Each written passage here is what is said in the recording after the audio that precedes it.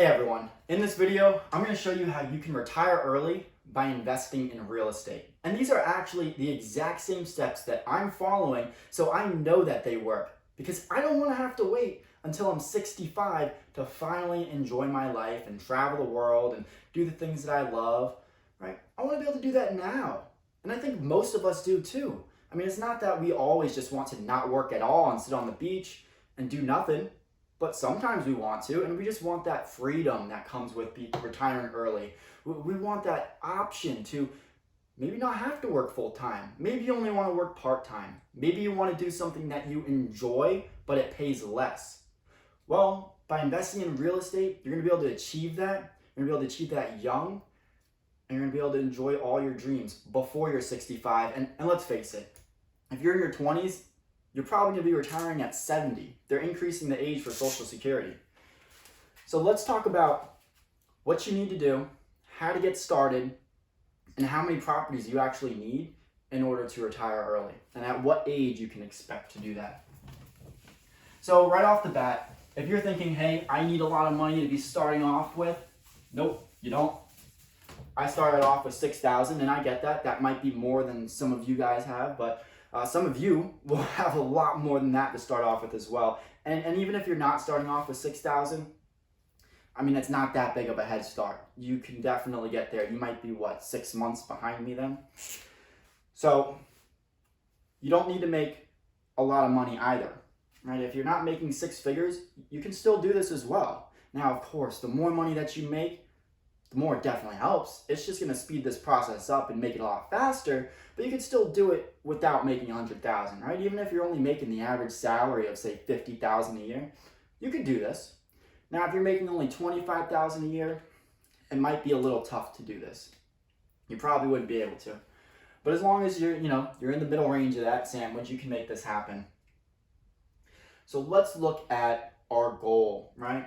If we want to be able to retire early and have all of our expenses covered, well, I think a nice goal would be about $100,000. That's pretty lofty.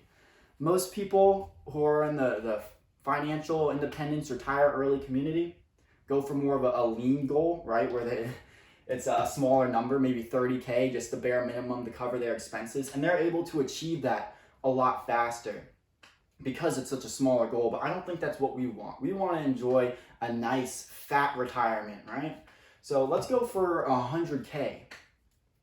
And trust me, you'll still be able to work on top of this part-time, but hey, 100K, even if you're not working at all, you're still able to go on vacations and all your bills are covered. You don't have to eat canned food every night.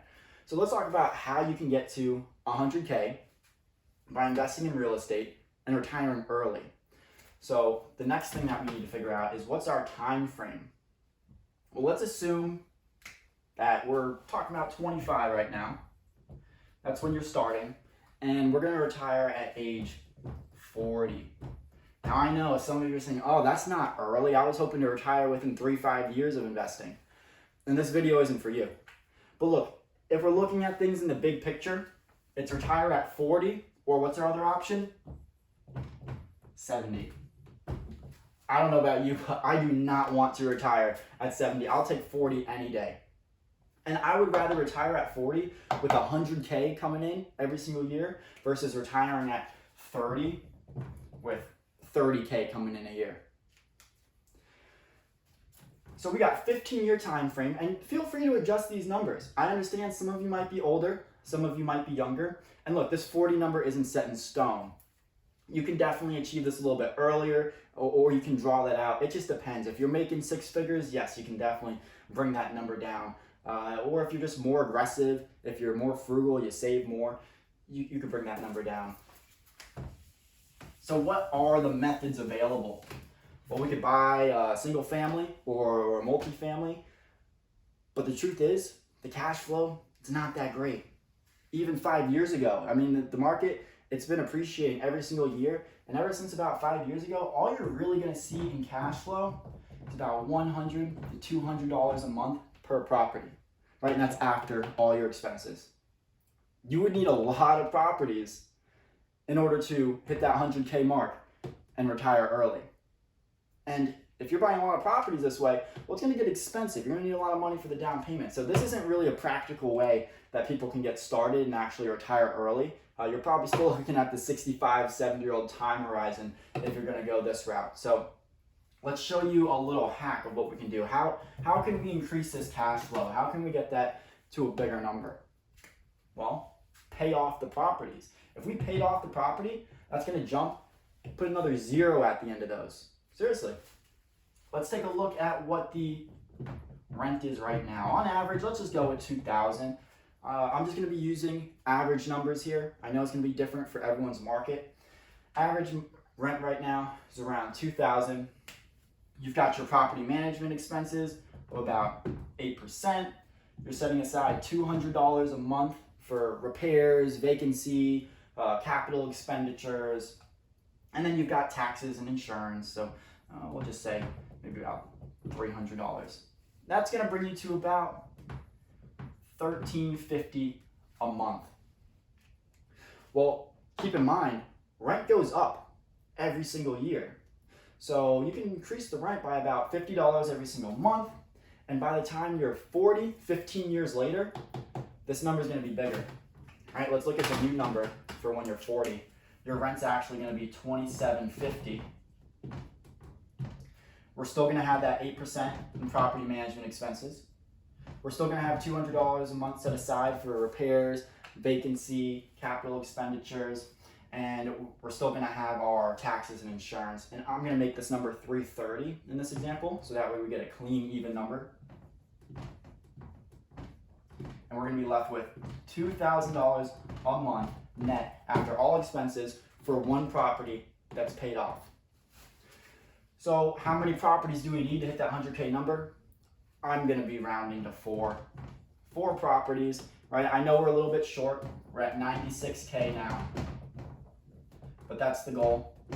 Let's get to 96K by getting 4 properties paid off. All right, so now we know how many properties we need. How are we going to get them all paid off? Don't get overwhelmed. Don't think you have to save all this money and pay them all off yourself. We're going to pay them off by building wealth. All right, so now this is the important step. You have to buy properties below market value. You have to find good deals in order to pay them off. So let's say our average home price here that we're going to be dealing with is $300,000. We're not going to pay $300,000 for this property. We're going to find something that needs some work, maybe let's say around $25,000 worth of work, and we're going to buy it at a discount because it needs that work. We're going to buy it for $225. All right, so then after you put 25 in, boom, you've got some equity. And your cash flow is going to be greater because your loan's going to be smaller because you're buying it at a better price. So this is just a win-win-win-win. You always want to buy below market value, especially right now with the coronavirus going around and the uncertainty of the market. At least if the market falls, you're still going to be up. So we're buying at a good price. Our cash flow is greater. We have instant equity. Let's go over a few things that might be alarming you. Where am I going to get this $25,000 from to fix up this property? I don't have $25,000. Well, there's loans out there that you can use to borrow and renovate the property, and they're called a 203K loan. FHA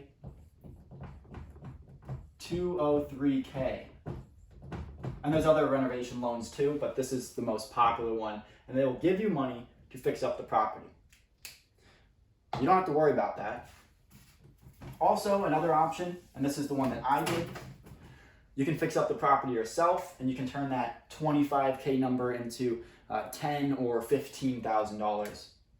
And even if you don't have handyman experience, because I didn't have any, trust me, you can get it done. I changed a whole house. You can see the other videos on my channel, the one that I bought. Carpet, wallpaper, popcorn ceiling, it had everything. Never ever have I done any work before, any kind of handyman work, and I was able to figure it out and get it done. So if you really want to make this happen, you can do it either through the loan or through sweat equity. Now, the other question you might be having is, well, don't I need 20% down? So that's going to be what? $20,000, $40,000, $45,000. I don't have that kind. Plus, you got closing costs too. I don't have, 55K, let's just say, with closing costs to get into a property. That's going to take me a while to save. Well, if you buy this property, this is the other little hack, as a owner-occupied property, this is what I did, you can put 3 to 5% down, right? I only put 3% down. So that would be on this property purchase of $225, you'd have what, 3, 6, I'll call it like about $7,500. Plus, you've got closing costs, which a lot of people tend to leave out sometimes. So really, it's gonna cost you about $10,500.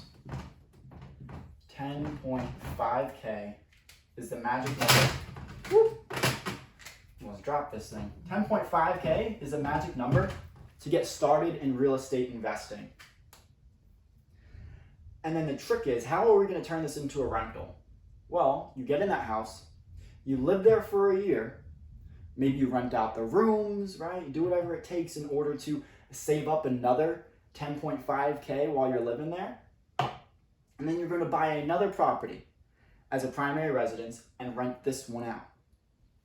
Now, you're only going to be, when you're doing this method, you're only going to have $100 to $200 a month in cash flow because the properties aren't paid off yet. What we're trying to do is acquire a bunch of properties and build our net worth so that way we can use that equity and that net worth and turn it into cash flow when we hit age 40.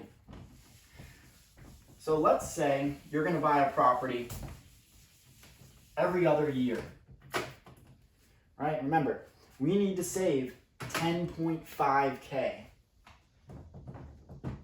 in order to buy a property. So if we need to save that and we're buying a property every other year, what's that? Let's round it up. $6,000 a year. You can save $6,000 a year. We can make this happen. Even on $50,000 a year income, even on $40,000 a year income. So now we're buying a property every other year. 15 years goes by. We're 40 years old. Now we have, it'd be 15, but we're going to round it. We're going to say 16 properties that we bought. So let's go over now how much they're worth, how much equity you have, and let's see how we turn that equity into 96K of passive income. 4. All right, we have 8 properties, or we have, we don't have 16 properties. We have 8 properties over 16 years. We need 4 of them paid off in order to have 96K. So we're gonna sell 4 to pay the other 4 off, right? Because what happened is over those years, we had $300,000 what the property was worth. Well, that property was appreciating at 3% every single year. So that's gonna come out to $467,000 at the end when you're 40 years old. And I'm not even going to account for principal pay down. So your loan, because you bought this property at $225, right? And let's say you put 3% down. That's gonna leave you with what? 3, 6, 7,500 minus 225. Let's call it just a rough number, doing quick math, 217K, right? You have a loan of $217,000. Over those years that they've been rented out, tenants were paying that number down for you. So this is actually in reality going to be much less. But for this example, we're not going to reduce that number. We're just going to say you still owe $217 on all these properties. But your properties are now worth $467,000. So we're going to sell 4, right? And we owe $217. So let's see what we're left over with. 0, 5, 2. $250,000 from each one. We take that money, right? And we're able to pay off the properties that we owe $217 on. And we still have some money left over as well, but that leftover money is going to go to your selling expenses. When you actually sell these properties, you got realtor fees, escrow fees. So we're going to assume that it breaks even and you're left with zero, but that doesn't matter to you because now you have 4 paid off properties that are bringing you in $2,000 every single month at age 40. And now you're able to work when you want, travel to where you want to go, and be your own boss. So this is the plan that I'm following. You can see the videos on my channel. If you guys want more in-depth knowledge as far as how to qualify for a property, what you got to do if maybe you don't have 2 years work history, or little cheats and tricks and hacks and how to renovate your property for less, let me know in the comments below, and I'll make videos on those little information. I wanted to keep this one simple as a general theory and not get too down into the nitty-gritty details of how it actually works. So give this video a like and let me know what you want to see next. Thanks.